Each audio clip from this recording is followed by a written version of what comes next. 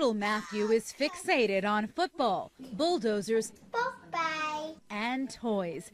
In fact, his mom, Marie Hatcher, says you would never know he was born with a life-threatening congenital heart defect. So to see somebody go through these struggles is tough.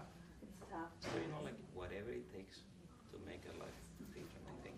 So you're thinking maybe It's called hypoplastic right heart syndrome and has forced Matthew to rely heavily on medication. He takes 5 doses of medicine in the morning, he takes 1 in the middle of the day, and then he takes 2 at night. He's also had to undergo 3 open heart surgeries in just 3.5 years of life.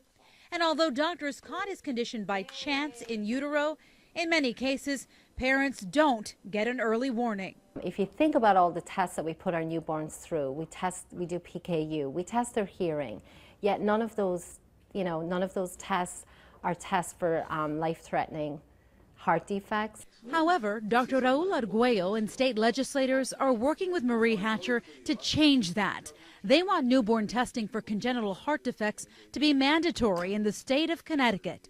The test is called pulse oximetry. It's currently an optional test, and we believe that this should be a requirement in every newborn. I feel that we're ready for it. The investment will be minimal, but the value of this is actually saving lives. the test is simple and it only takes a few minutes. Sensors are placed on the baby's finger or foot to measure his pulse and the amount of oxygen in the blood. Then you look at the reading here. If the reading is less than 95%, then it might be an indication that there's a problem. There you go. The test is not foolproof, and one study says it has a false positive rate of 1 in 3,000. But the screening costs just $1, and Dr. Arguello says it's worth it. The testing could be in place at Danbury Hospital by the spring, which is music to Marie Hatcher's ears, considering the strides Matthew's made since being diagnosed.